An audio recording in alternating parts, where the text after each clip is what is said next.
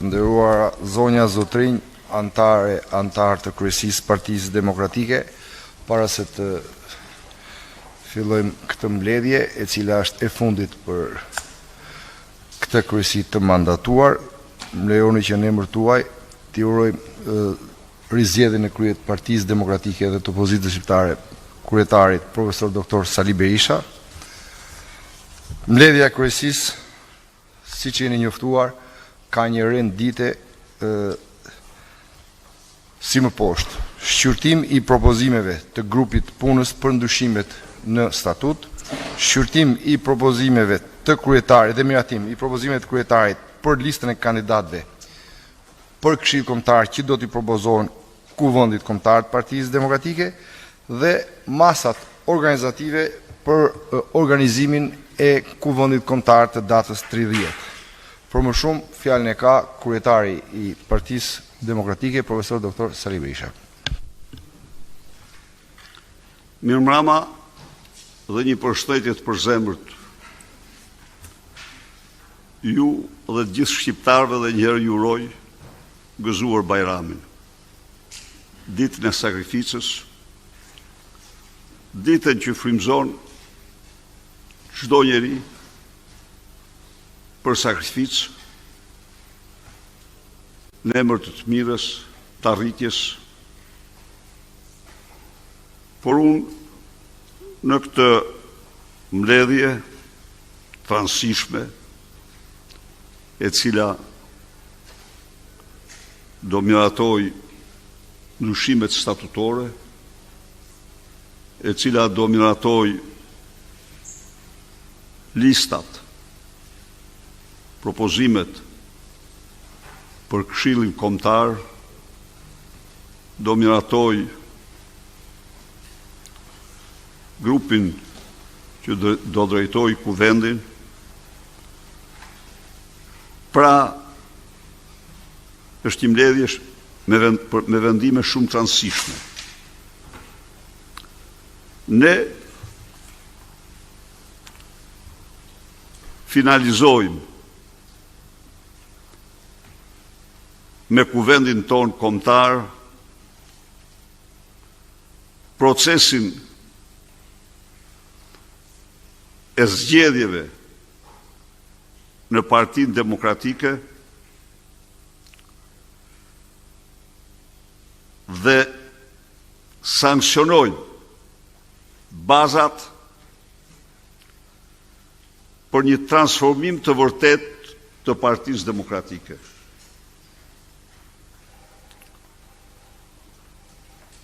Transformim i cili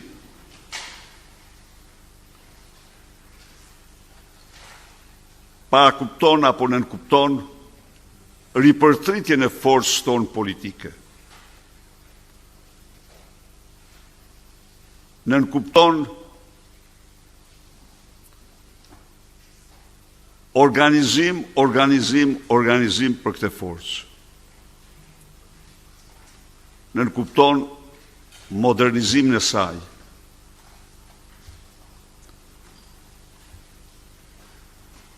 Dhe e fundit dhe më rëndësishmja, nën kupton përpunimin e vizionit të kësaj partije,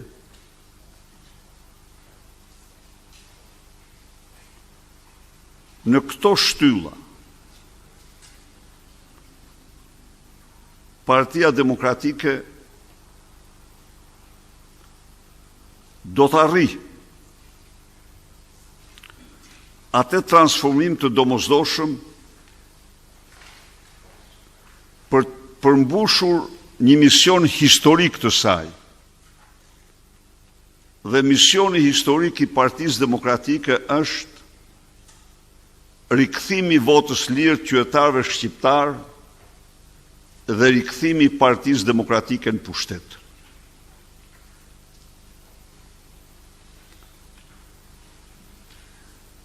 Në të gjithë këtë përpjekje, ne synojmë të angazhojmë, të mobilizojmë çdo potencial për përmbushjen e misionit ton të vështirë. Në këtë udhëtim, ne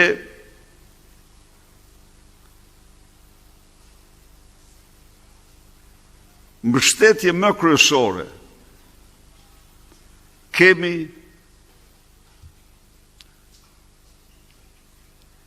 lirin, demokracin, e kësaj partije, konsultën me antarësin, ripërtritin e saj të fuqishme, me antarësime të reja, ripërtritin e saj në të gjitha nivellet.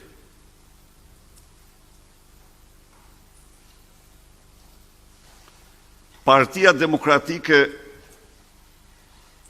në rrafshin organizativ do t'jetë partia e seksionit.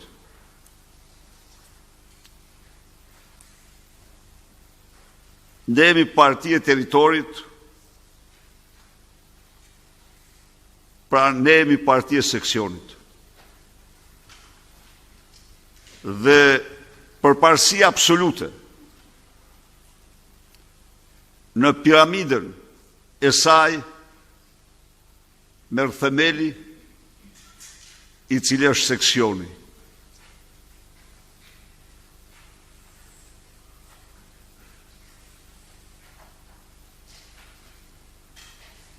Ripërtritja nënkupton antarësime të reja. Nënkupton zhdukja e çdo barriere që pengon antarësime të reja. Nënkupton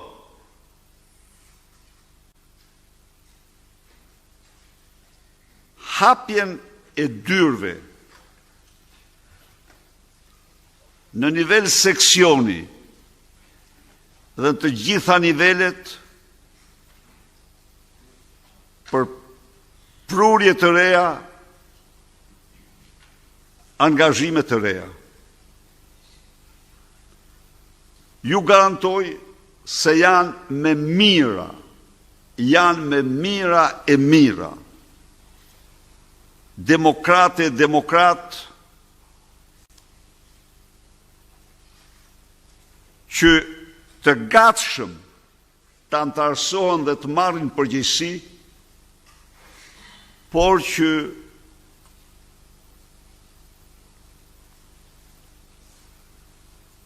nuk u ofrohet kjo mundësi, nuk ju ofrohet ky mjedis.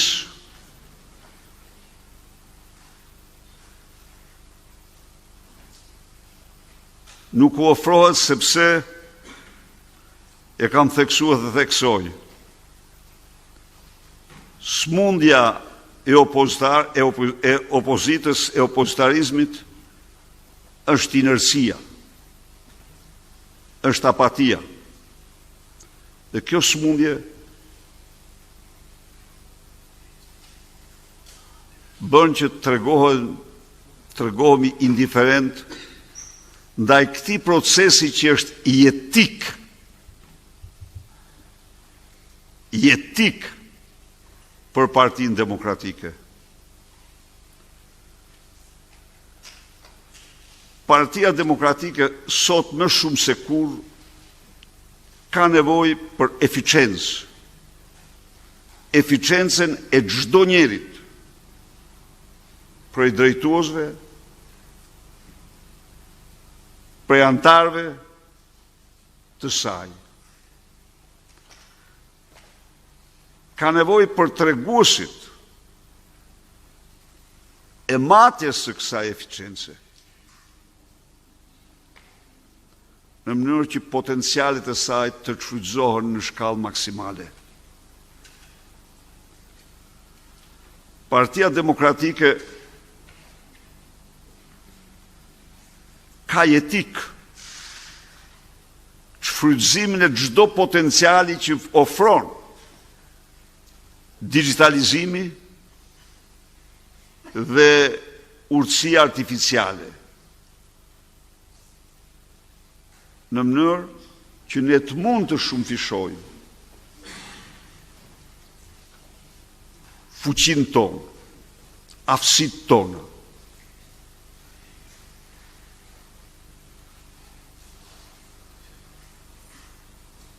Programi i saj apo vizioni i saj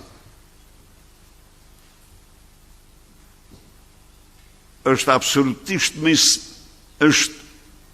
më i miri që ekziston.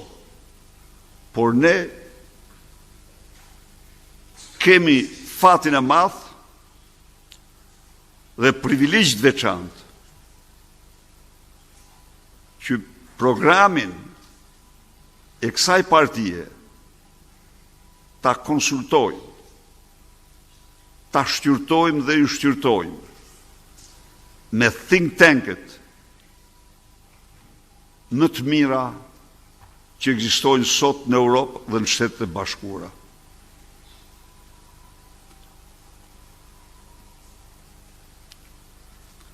Ne ndodhemi në kushte të vështira dhe shumë të vështira. Ndodhemi në kushte kur zgjedhjet janë zëvendësuar me farsë elektorale. Dhe kjo përbën fatkeqësinë më të madhe politike kombëtare. Kjo përbën mekanizmin e diktaturës autoritare.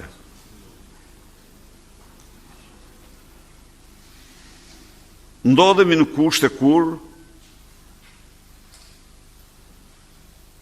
partia në pushtet haptas ka hequr çdo mask, rroft krimi dhe poshtë ligji. Është motoja e saj. Imagjinoni pak, te i kalon çdo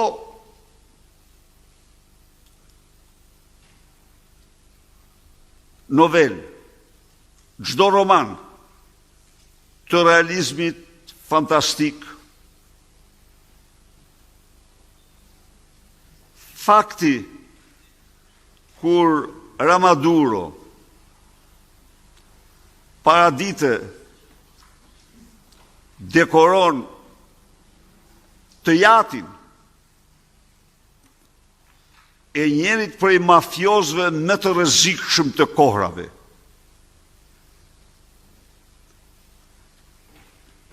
Ka patur Italia Totorino, po Totorino s'ka kontrolluar kur qeverinë dhe të dhanat digjitale të Italisë. Kurse Totorino shqiptar është i vetmi mafioz në Europë që kishte ndorë gjithçka në këtë vend. Përfshi kryeministrin. Jeton i lirë në Shkozet, në Surrel, në Manz dhe kudo. Dhe Edi Rama para se të niset në Bruksel në konferencën ndërqeveritare për të tetë për raportin i barë,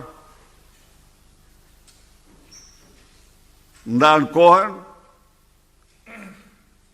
dekoron teatrin e Ergyes Agasit për t'i dhënë një mesazh të prerë qytetarëve të Durrësit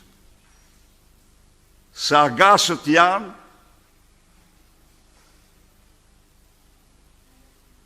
fisnikëria e Partisë Krimit, për t'i dhënë mesazh të prerë spakut të partisë, se agasët janë shtylla e partisë. Në momentin kur ai dje fliste në Bruksel, kur deklaronte se ne jemi fanatik të Bashkimit Evropian, sekretarit i përgjithshëm e porosit të tij i dorëzonte dekoratën e partisë Jürgen Çyrbes,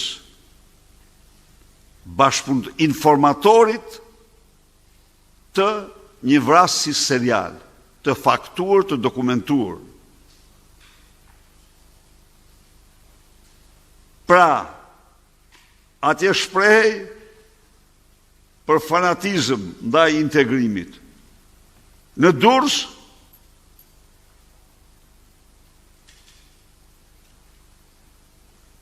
ngrinte në pjedestal krimin, bashkëpunimin me krimin. Të gjitha këto dëshmojnë se çfarë vështirësish kemi ne për të kapërcyer. Por do t'ishte e pa drejt dhe jo reale që në analizën tonë të mos vlerësonim shumë edhe ato që janë arritur.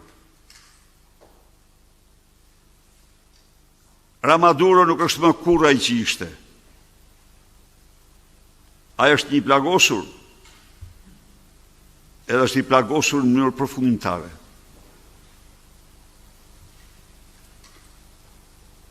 Qëndrimi i opozitës, ja doli të argumentoj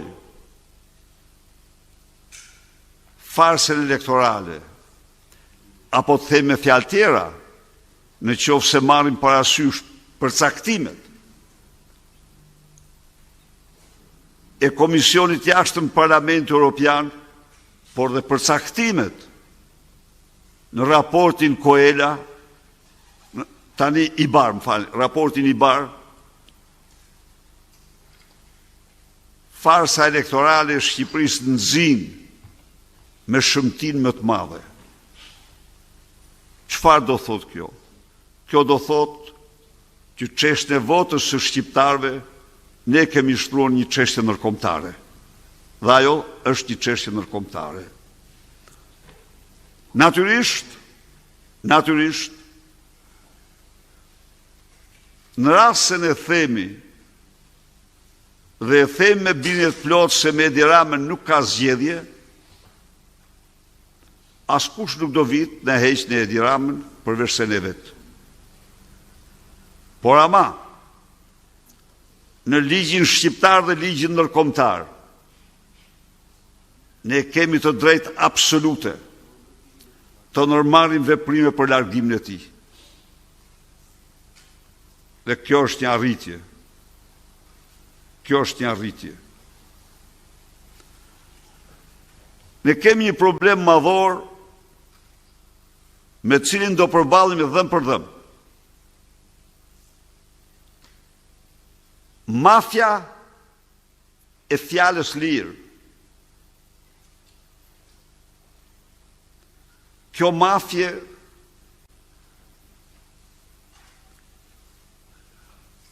është shtruar në zëdhënësën më agresive të mafjes shtetërore.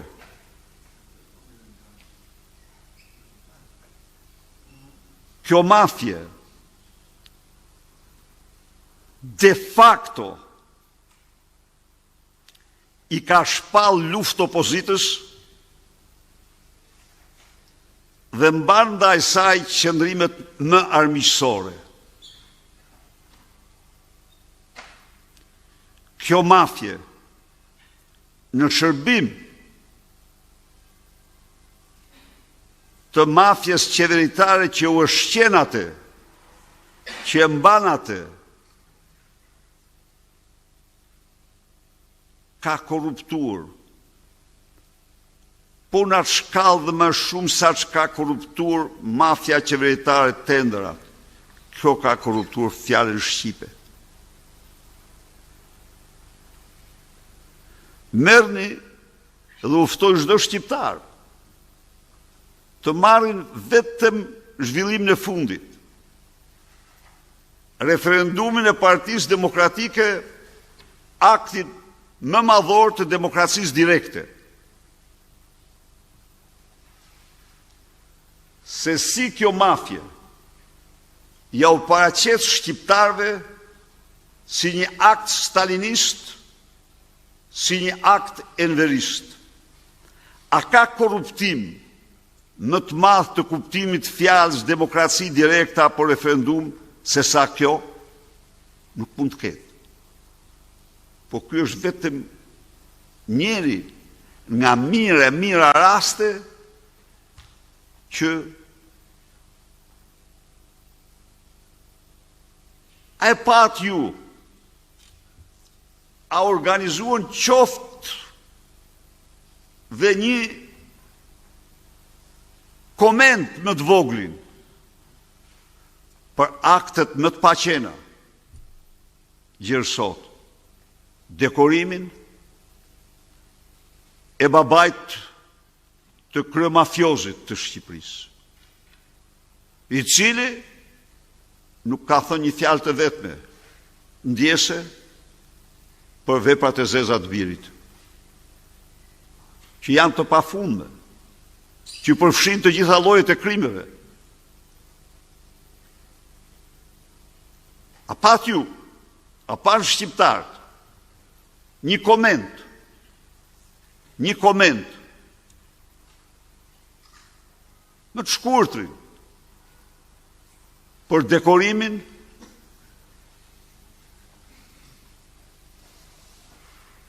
e çyrbës. A ndëgjoni ju një koment, a ndëgjoni shqiptarët një koment të vetëm për përdorimin e kafazit të qelqt në gjykat ndaj për ish kryeministrin, ish presidentin, ish kryetarin e parlamentit. Këto të cilat përbëjnë akte nga jashtë të gjitha standardeve, nuk ekzistojnë si shqetësim për mafjen e fjalës lirë. Nuk ekzistojnë. Pra, beteja jonë është një betejë e një anësie vendimtare në kuptimin absolut të fjalës, dhe e vështirë, sepse ne jemi në një situatë ku pavarësisht nga të gjitha këto, si që shifni, për arsye gjeopolitike apo tjera, Edi Rama, në vend të një damkosje dhe izolimit plot,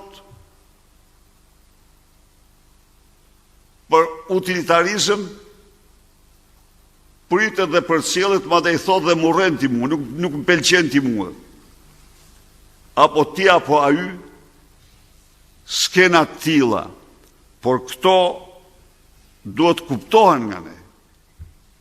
Sigurisht që janë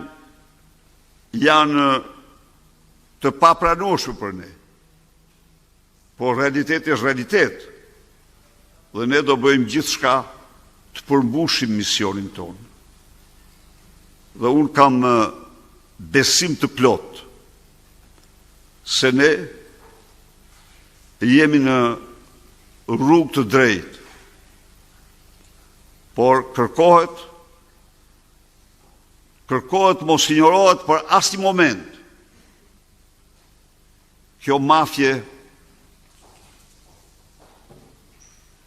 që është bërë përcjellse e të keqes banale, që ka shtuar të keqen banale në faktor madhor dhe më kryesor, të mbajtjes saj në pushtet. Unë e di se ju çdo ditë ju thonë se nuk është kjo mënyrë komunikimi, nuk është kjo përballje drejt, nuk ka gjë më të drejtë në botë se të përballesh me të keqen. Në të gjitha kohrat, përballja më e drejtë e njeriut është përballja me të keqen. Ndaj dhe ne nuk duhet impresionohemi. Ne jemi në kushte kur mediat kontrollohen të 80-90% nga qeveria dhe kur kryeministri mashtron çdo ditë dhe thot ato i dominon opozita. Tani nuk do të zgjatem më shumë në këtë hyrje time sepse agenda është e ngjeshur. Le të vazhdojmë me rendin e ditës dhe t'i falenderojmë mediat mbasi diskutimet janë të një karakteri teknik dhe do të vazhdojmë pa media. Faleminderit.